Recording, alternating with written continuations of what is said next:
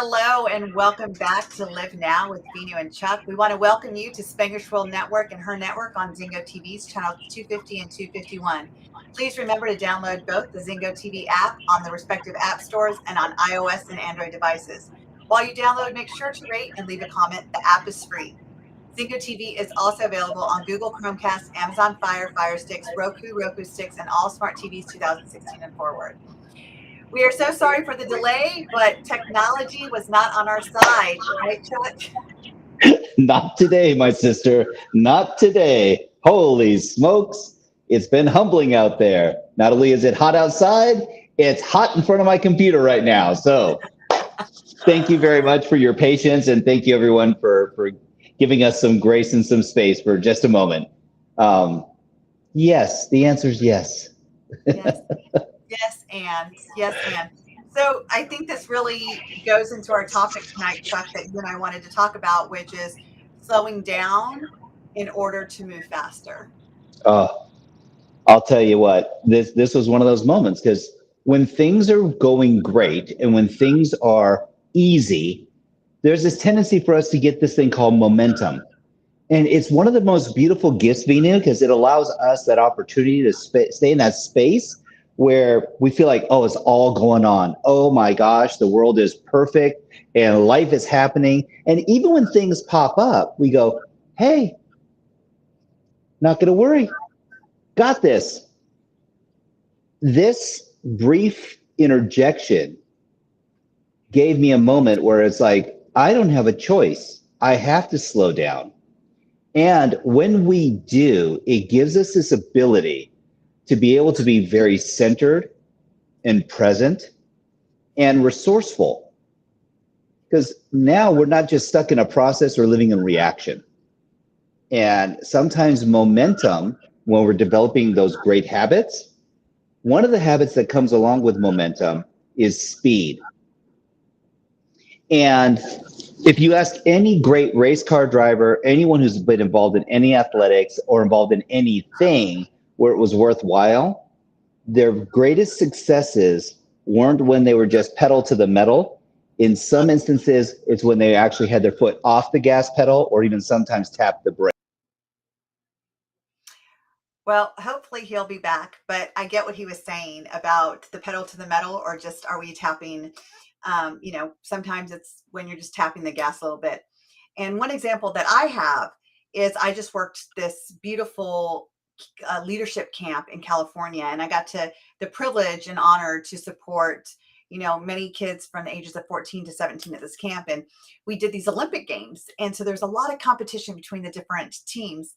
And I remember during a debrief of, we always debrief the game because there's always a lesson in learning. And we always say how you play the game is how you play life. And so when I would ask them, what is a strategy that you guys are not using that you might want to think about using at the next game? And someone says, we need to slow down and plan.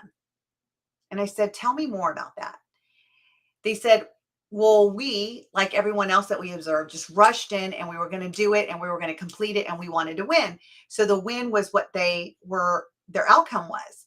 But because they were going so fast in this game, they were missing it. So when they said we need to slow down and plan, what we noticed is that they actually got the momentum and they were actually able to go further in that game at this leadership camp because they actually slowed down to process what's really going on, what's the outcome that we want. Of course, it's the win, and the outcome is teamwork. The outcome is learning how do we facilitate as a team this game so we can get the win at the end. And it took them to slow down. So Chuck, when you had that little gone for a second, I finished what you were saying about taking your foot off the gas could be the win. And then I went in to explain, because you have participated at this leadership camp many years with me as well. And I was just talking about how the teams have to slow down to figure out the plan in order to get the win.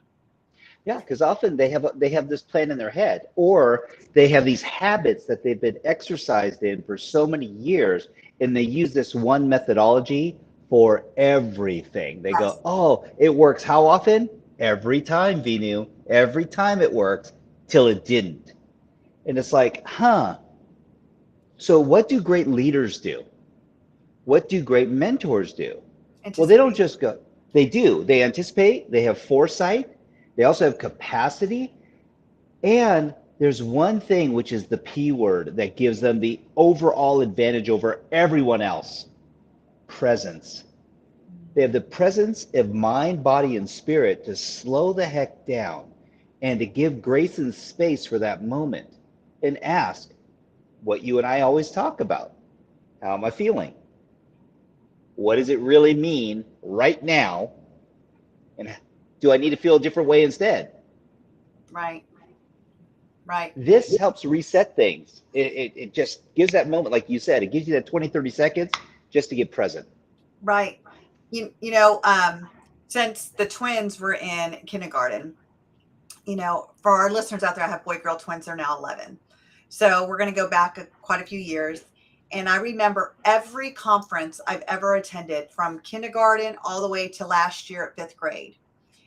The teacher's biggest comment about my son Samuel is, he's just so fast. But because he's so fast, he's missing it. And I know that he knows this. Like, I know he's competent in this. But his test results are not showing that he's competent because he's racing. And so every year I tell this teacher the same thing. So we need Samuel to learn that there's no win for first done. He's not going to get extra points. As a matter of fact, he's losing points for being the first done. And so what we want to do is we want to reward him for being like the last done. Because I really needed to set a different precedence with him that you can, if you take your time, you can get the win that you're looking for. And that's getting it right, on a test. That's their win, is getting it all right. And right now you're not getting your win because you're so focused on not being the last. Well, Yeah. guess what? We're going to reward you. The moment the teacher starts rewarding him for being like, not necessarily the last, but after a few people had turned their work in and then he turned his in, his grades started going up. But I think it's what you said. He got present with the work, and he wasn't, it's where your focus is also. His focus wasn't on just getting it done. His Right. focus was getting it right. Being able to produce his competency on that piece of paper with the material that he was, taking the test on. So again, these are just different things that come up. But I think overall, Chuck, you and I both have experienced lately that feeling of rush and have to get things done, and trying to check everything off and trying to make sure that we're showing up the best that we can. And you and I had a conversation a little bit ago just saying that it's time that we just take our foot off the gas and just really get present so we can really see what is needing the attention now, instead of claiming that we know everything needs our attention.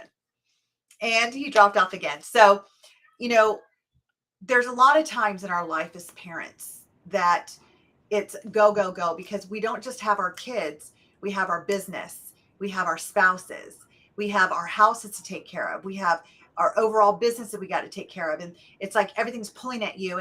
And here's the fact: we want everyone to be happy, and we want everyone to like us. We want everyone to be proud of the work that we've done. I want to be a good mom. No, I want to be the best mom. I want to be the best coach. I want to be the best presenter. I want to be the best for me. And it's not until we slow down to realize that, no, we're trying to be the best for everybody else, so we're missing it. We're not slowing down enough to really figure out what that looks like for us. Yeah, meeting everyone else's expectations is setting yourself up for failure. Mhm. And it doesn't mean that your expectations can't be aligned with someone else. What it really means is that, are you being, number one, honest and truthful with self? Yep. Number two, are are we really being real, or is this some embellished or elevated story to help make us feel better? Because, oh, you don't know how rough I've had it. You don't know what I've been going through. You don't know what you put us through. And it's like going, wait, what? Okay, get that, and that may be true. Where we can start to get into trouble, and I've been guilty of this, is when we start to mind read. We go, well, how could you feel that way? These are the facts from your point of perspective. Yes. And in that little keyhole of a moment, we saw what we saw, and we didn't see everything else that was going on around, all the emotions, the feelings, the responses, and the other things that people were going through. And so it's not right or wrong. What it really comes down to is that it's awareness. Mhm. And slowing down gives you three things. One, peace of body, mind, and spirit. When you truly slow down, because we go, oh, okay, I've decided I'm not going to give that any energy. And I go, oh, so shutting it down is not slowing down. Shutting it down means we're going to just cut off the arm because it's not working the way it didn't throw the ball the way it was supposed to. It didn't have the, the calligraphy down right. It didn't create that artistry in the masterpiece. It didn't play the right notes. And I'm like going, it wasn't the arm. What? No. Well, I think also though, Chuck, you had a great analogy there about being a parent and when our kids are saying, but you don't know, you didn't see it or you didn't feel it. And the only thing I can say as a parent is you're right. I don't know it from your perspective. You're right. I Yep. did not see it from your eyes. I saw it from my eyes, and my eyes saw something totally different. I saw it from my experience, and my experience saw totally different. So thank you for coming to me and helping me realize what you were feeling for these last few months, what you were feeling through your filters. Because you're right, honey. I don't have your filters. I Yep. have a totally different perspective, especially at their ages. So I know that you have one teenager left at home and the rest are in adulthood. I have two preteens and a couple of teenagers and a couple adult kids. And, you know, it doesn't matter what age they are, they have different filters than I have. I have my granddaughter here, and my 11-year-old was telling her something about um, eating with a fork. And my granddaughter turned to her and she yelled at the top of her lungs, saying, "You can't tell me how to eat my food." And I was like, "Oh, whoa, whoa, whoa, whoa, Harper. Come on. Let's take a breath." I said, "We don't talk to each other this way." And she says, "She can't tell me though. She's not allowed to tell me how to eat my food." That's not what Sage was doing. She was just telling her, "Here's a fork." She wasn't Right. telling her how to eat it. She was giving her a fork.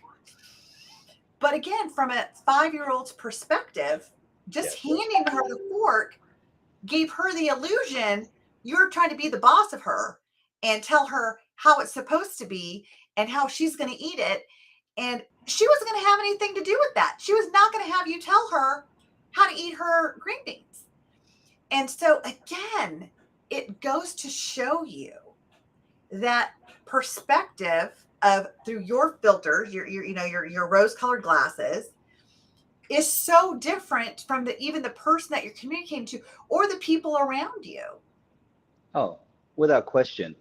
And we have these lofty expectations of self as to how we should be and how that engagement should turn out. Right. And there comes this point in time where like going, shouldn't we all know better?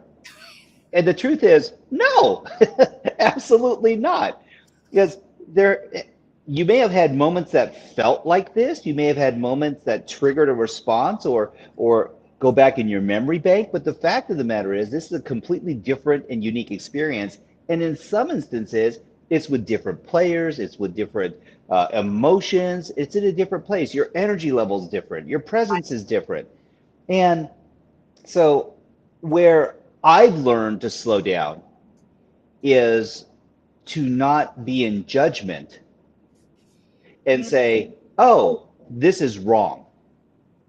You erred. You made a mistake.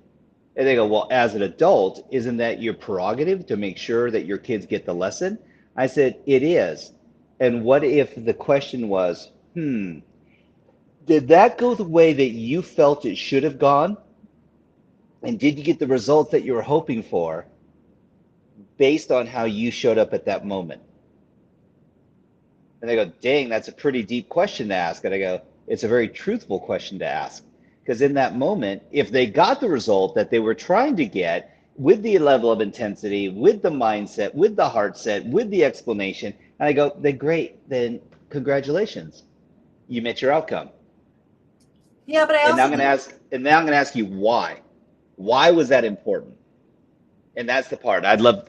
I'd love to hear from you on this because I know with your experience. Yeah, I think that when kids are expressing what they feel in that moment, and I'm just going to speak from me, that so I've had like, issues with my own kids here and there, and, and they say how they feel in the moment. Mhm. And the first response of me is I want to defend. I want to defend being a mom. I want to defend what they're saying about me to me because I'm hurt. And I'm like, how could you say this to me? Like, were we both in the same conversation? Because I'm hearing it so differently than the way you heard Sure. it. And yet, when I step back and I look at it as a third party, what I'm seeing is, what did my son need? He Hmm. just needed to know that he was loved. He needed to know that he was seen, and he needed to know that he was heard. He didn't need me to defend it. He didn't need me to be the best mom at that moment. He needed me to just be present, like you said, Yep. present, slow down, be present so we can move through this. And I think that's really what our kids want us to hear. Like, and I know that our kids want us to admit when we're not okay. Like, they're Sure. tired of us hiding and saying, "Oh, I got this. I got this. I'm good. I'm great. I'm self-caring. I feel great about myself. I am good." Because it's a smokescreen. And if anyone sees through that smokescreen, I'm going to tell you it's our children. Oh, I agree. And I'll take it a step further. There comes an important part of this as well, Venu, in the acknowledgement and saying you're entitled to feel the way that you feel. Yeah.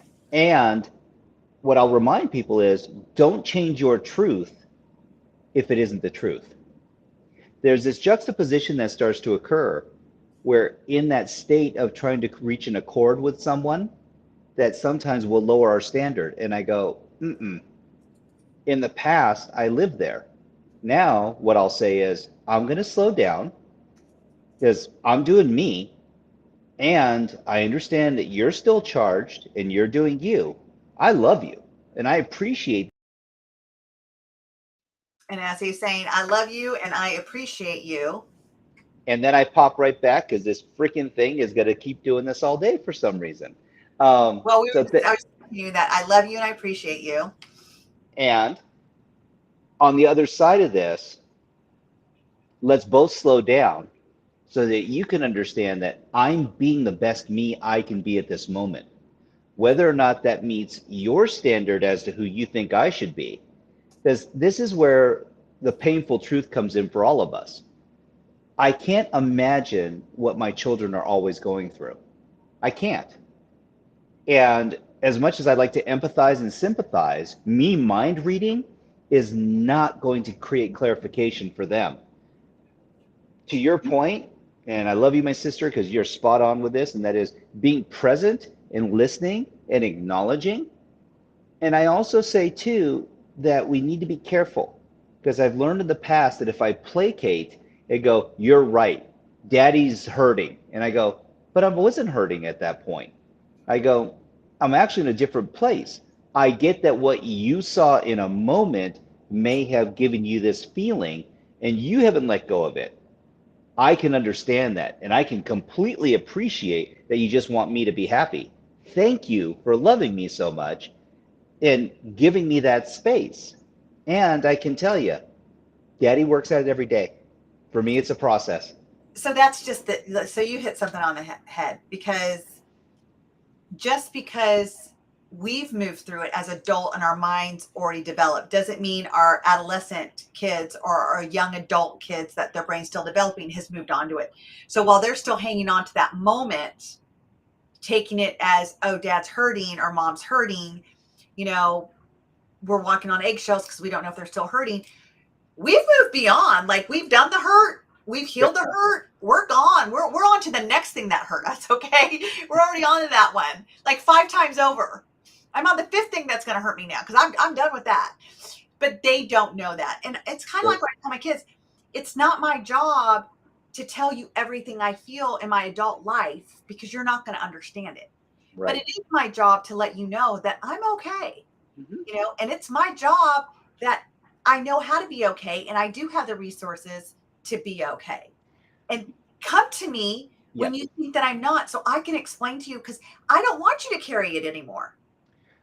No. And part of the complexity is that, I mean, much like you, our kids come to us for information, insights, and distinctions. And so one of my children today was having a challenge in her leadership role with someone who confided in her. And she goes, Dad, what do I do? What do I share with her? And I said, well, what advice would you give you Mm-hmm. if you were sitting in this position and feeling these same ways? I said, because if you go back to your freshman year, there were times when you didn't feel completely integrated and connected and full and happy and able to express yourself. She goes, no, that's true. I said, so what shifted? She goes, I slowed down. I'm like, huh, really? Tell me more. And she said, I slowed down and I started to realize that part of it is that when I'm not concerned about everyone else judging me and I'm actually loving myself and giving myself some space to actually say what I need to say in order to be truthful. And I was like, whoa, that's really powerful. So would you not tell the truth in the past? She goes, it's not that I wouldn't tell the truth, it's that I wouldn't say everything I was feeling because I didn't want to, number one, look like a problem. Number two, be judged by other people. And number three, create more issue when all I really need to do was let it go. I said, I ah, can appreciate that so much because I was the opposite. And you knew me from the past. Like, there was nothing wrong with me. I was just the opposite, where I would speak how I felt. I would tell people how I felt. I had no problem stating what was going on. And I didn't realize that by doing that and stating how I felt and being my authentic self was creating drama, creating people's perception about me, seeing me as maybe a trouble person or a dramatic person. And I was like, oh, so then I had to learn to not be authentic, reel it, dial it in, not say what I want to say. But in the meantime, I grew in authenticity because I realized it was just about letting it go. mhm. Well, and I will say, you are the woman that you are today by being tenacious, by Mhm. being direct, by being loving, and also acknowledging other people who are strong enough to see those gifts and talents in you. And they're not afraid of the truth. They're not afraid of actually having someone who's going to give them both barrels and say, hey, this is reality. Right. I It's one of the many things that I adore about you personally. And I go, okay, why? At some point in time, there's this level of vibrato. And I'll just say this very clearly. If you look at leaders in the world, if you look at leaders who actually walk the talk, the Mother Teresa's, the Nelson Mandelas, uh, even the Elon Musks of the world right now, he doesn't bow down to anyone. He Yeah. basically tells it exactly the way he feels about it and gives you both barrels. Why is that important? Because this softening of everything now has become so detrimental. And I actually believe that part of this is in this PC world that we live in now, that they go, well, you can't say that. And it's like going, someone needs to say it because the truth is this is bananas. This is nuttier than than a handful of squirrels at this point. And they go, well, okay, why would you go there? Because when we soften things, we actually remove the authenticity behind what the expression is. If it really means something to you, then state it and own it. Yes. I Amen. it's so important. I just saw this interview with Ice Cube. Yes, the actor slash rapper slash you know an activist. And he goes, "Man, if you believe in something, get on your soapbox and start shouting about it. Because until you tell people where you stand, no one knows, and they're just going to assume. Mm. So wear it like a badge of honor. Wear it on your sleeve and state very clearly how you feel. Not just what you think, how you feel about what's going on and how that's affecting and effecting your life, their life. Because this is what's created change in the world. Evolution came from stress. It didn't come from flow. No, it's the tension, and it's holding the tension. And it's every time we're trying to break the tension, we're not getting the results that we want. It Right. takes tension and friction to move. Can you imagine if there was no tension or friction in electricity, we wouldn't have light. Like, it needs that. To get a fire, you need friction. It's to get Yes. the end result. And that's what we do. We try to keep releasing the tension instead of holding the tension to the bare end to get the results that we're looking for. And going back to our kids and what we were saying, it's like, I like what Eric, our listener, had said. He's like, being honest about how I feel has opened up my communication, empathy, and respect with my kids. Beautiful. And that's with everyone. I mean, I realized that maybe it was my tonality, maybe it was the way I was presenting it more as a victim than as a problem solver. There was a lot more to when I would speak how I feel and what I saw. I learned how to deliver it differently. Yes. And I will say this, in hindsight, looking back, Vinu, that your directness was actually a gift. It was a gift when people were present. Well, I think he was saying when people are present. And they don't have an ulterior motive in relation to what they just feel that their own myopic outcome is. Mm. See, that's where honesty sometimes can create the kerfuffle or that resistance. And they go, well, whatever resists persists. And I said, that's why we have choice. That's why when we forgive and we experience freedom, it is such a cathartic and visceral reaction with our own self, and it affects the energy around everything that we're involved with. I think that we probably need to do a show on forgiveness because, here's the truth that I feel with the kids that I work with and young adults is that it comes up a lot to we need to forgive. And when I talk to kids, they have a hard time with that because in their mind, forgiveness means that that person got off, scathed Yes, it with no consequences. And if I forgive them, then I'm enabling that behavior and they're going to think it's okay. And I said, you're not forgiving them for them. You're forgiving them for you. yes. No one teaches a class on forgiveness. I mean, if you really think about it. And so, what is forgiveness truly? And I say it's the ultimate freedom. It's removing doubt and blame and shame. That's what forgiveness is. It doesn't mean we forget. To forget means that we did not walk away with the lesson, that we did not take the learnings. So to forgive is not to forget. To forgive is literally to forgive, which means I'm going to remove the emotional baggage that goes along with that instance. Because there's three facets to it. Number one, were they intentionally being, hurtful or deceptive or damaging or berating? Was it negative? Was their motive and intention negative? And if that you could say no. Okay, number two, were they doing the best and being the best that they could in the moment with what they had access to? Mm. And unless you're mind reading, you'll never completely know. But if we go, I don't believe so, and that's really the big part, and I go, and they go, what's number three? I said, releasing yourself from the pain and discomfort that you felt in order to forgive the other person too. Because it starts with you first. When you can forgive yourself first for feeling that disrupted, that out of sorts, that disconnected, then it allows you to see the love and peace in the other person. Here, And that's the part that's, but no one teaches you the process of going through this. here's what I say to people, and it's a quick, easy way to do it, but it's massive leverage. If your dad's on that deathbed and you got 3 minutes with him, Mm-hmm.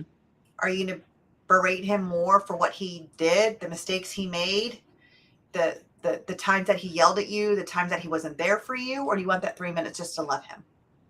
It's your Exactly. choice. What do you get? Yep. And every kid that I talk to says, I just want to love him then, or mom, right? Whatever it is. Yep. And I said, okay, so you don't know if this is your last 3 minutes with your dad or your mom. That's right. So you have a choice. It's the power of choice. And it just goes along with what you're saying, but it puts it in perspective for a kid to realize, because especially kids, they still need their parents, right?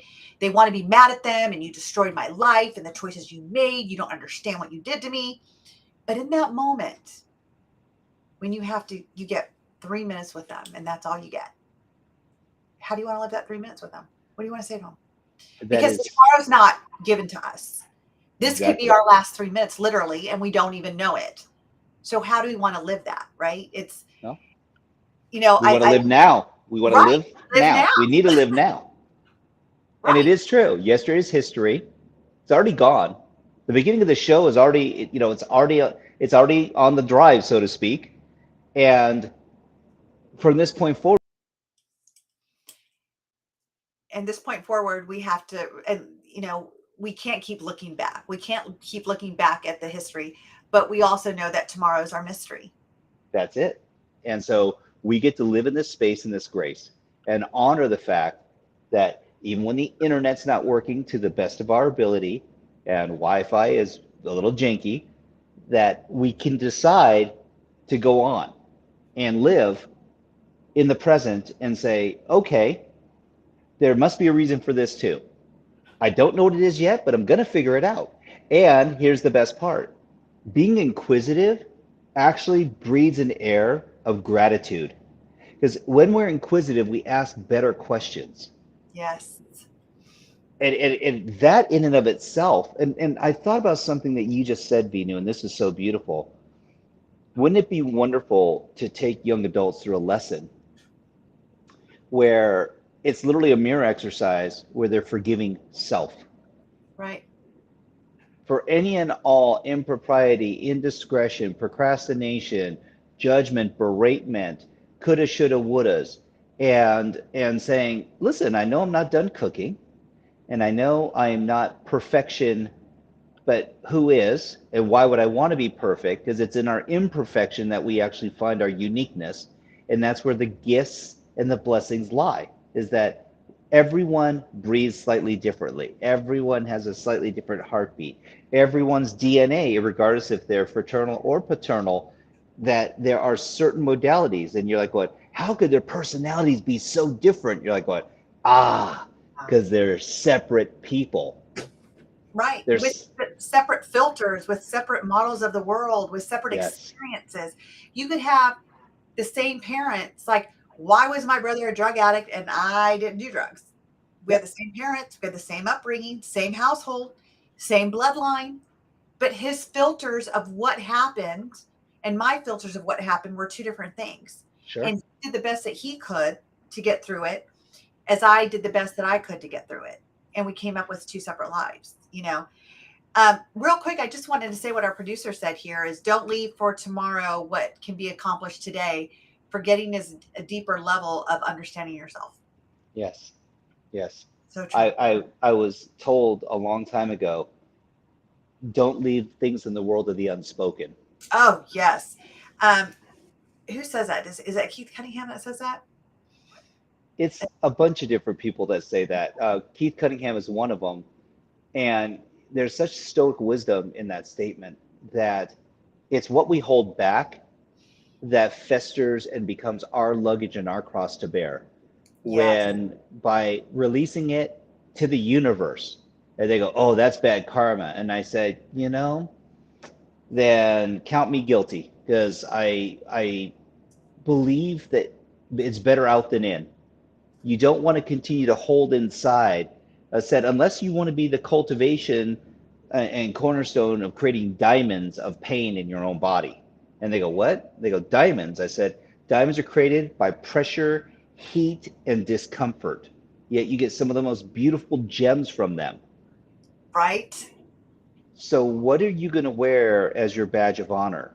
These stones that you cultivated inside of you, or are you going to set them free because you're looking to grow a massive geode in your body, or are you going to go ahead and just let these moments where now life doesn't have to be so imperative every second of the day. You can actually find what you and I tend to call flex and flow. And I go, no, it's actually that we're allowing ourselves to stay consistent and present See, Right. presence takes something.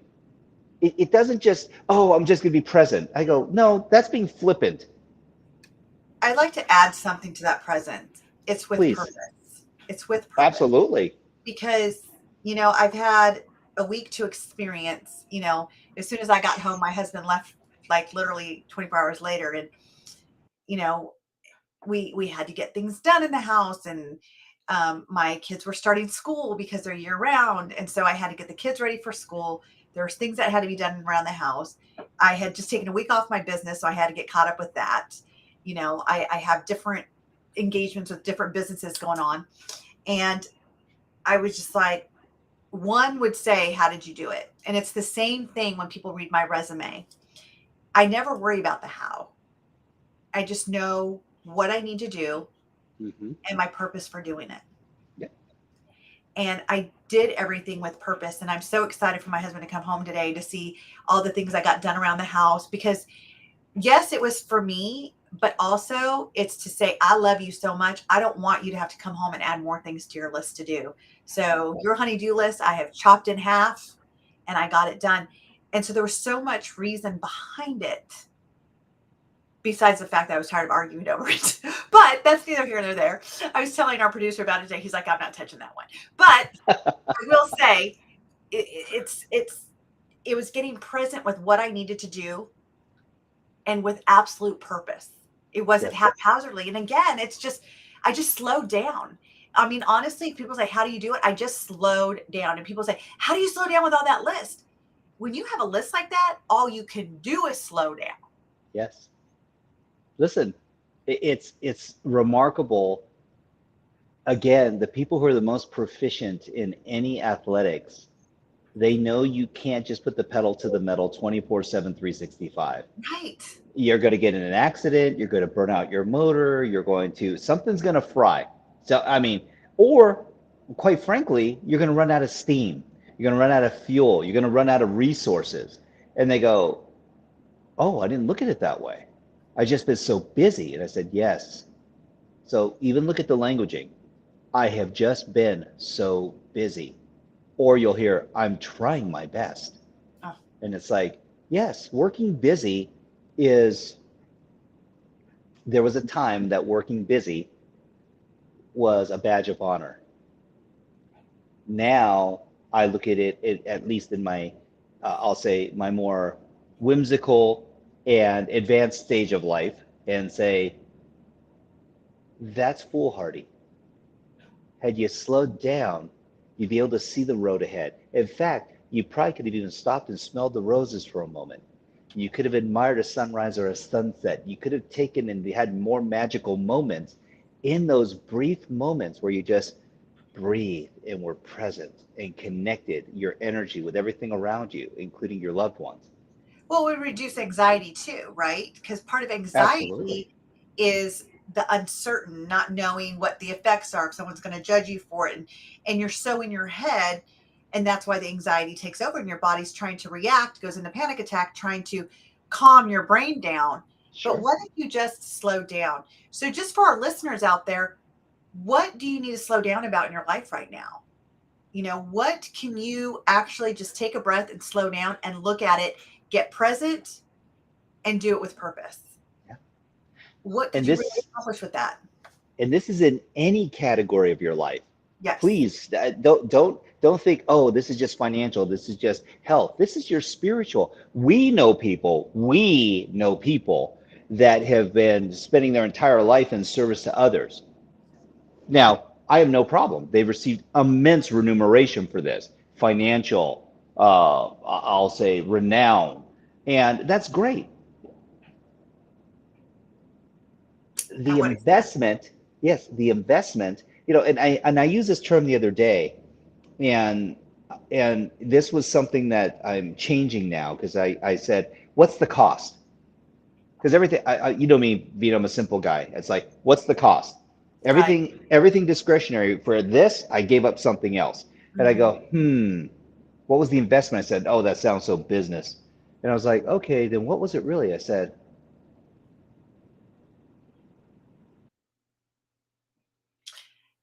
I don't know what he said. but I'm sure he's going to be back right now to tell us what he said. So I asked, what was the contribution? And it changed the whole entire meaning for me. It said my contribution was me.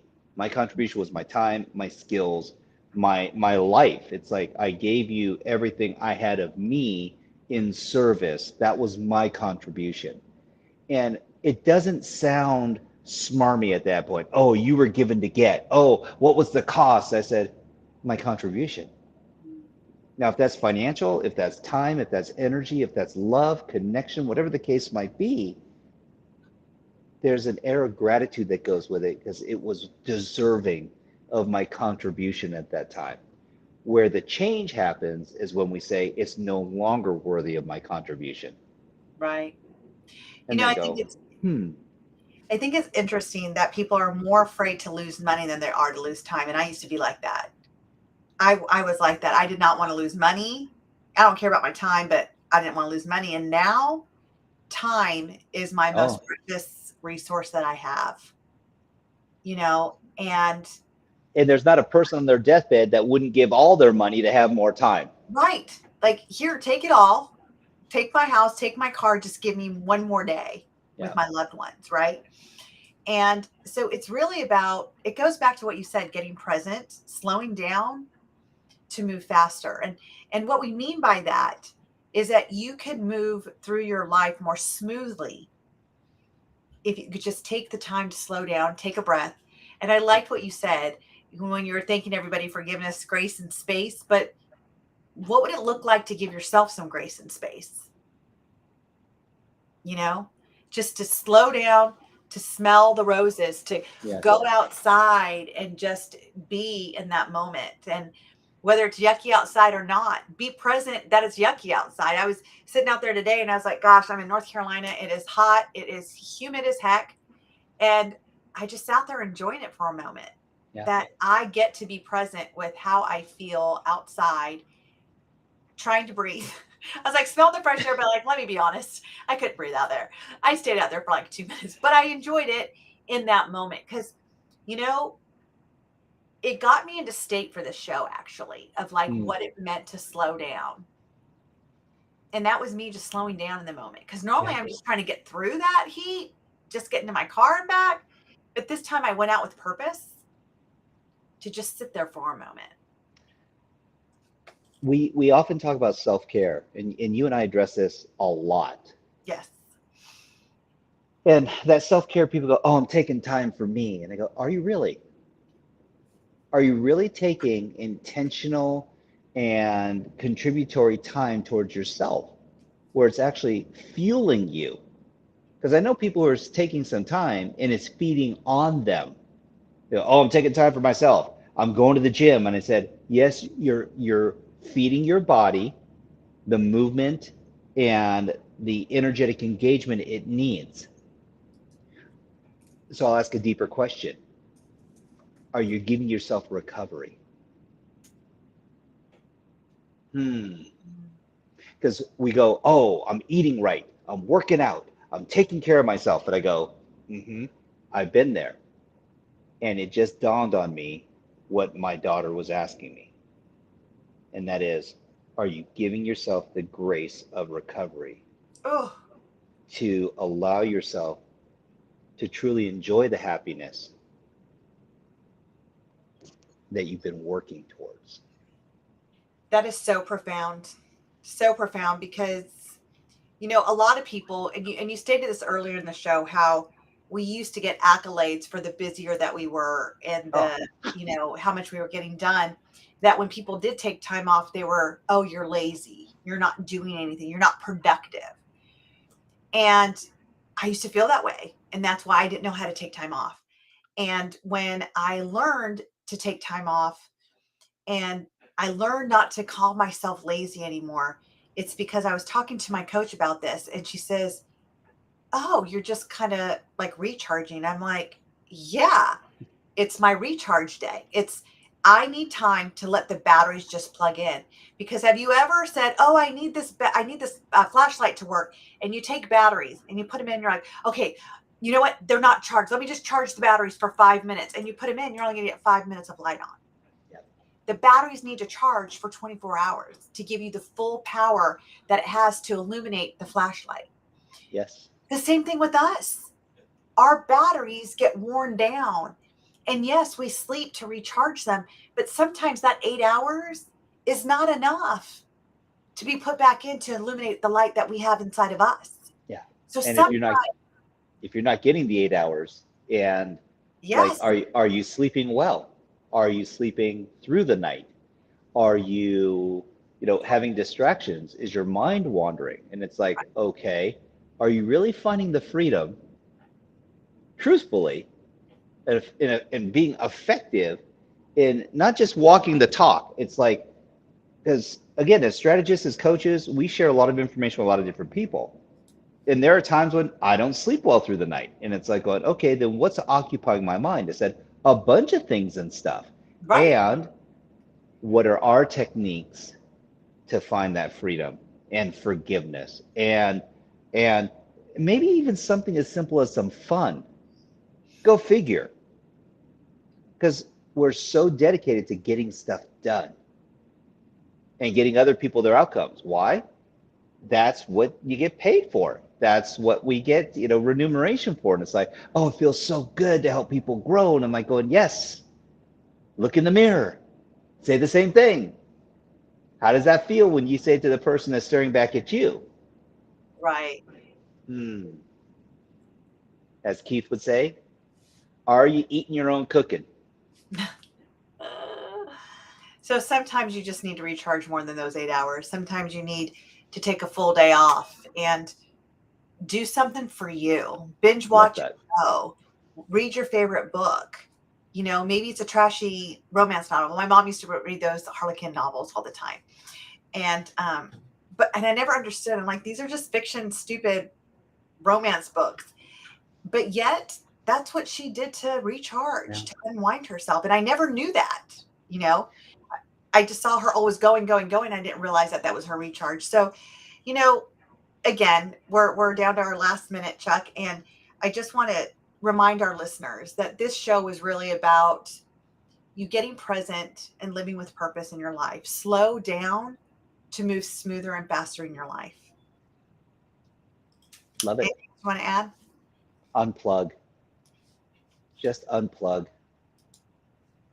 deliberately, where you are like literally turning off the light, turning the electronics off, put them on do not disturb, and put yourself on do not disturb, and really connect to self and give yourself that grace in that space and see how it feels. I love it. I love it. Again, thank you all for joining in on our conversation tonight. This show can also be heard on Spanglish Radio Network. Please check out www.spanglishworld.ca for all your news and programming. Spanglish World, watch it, hear it, read it, download it, and live it.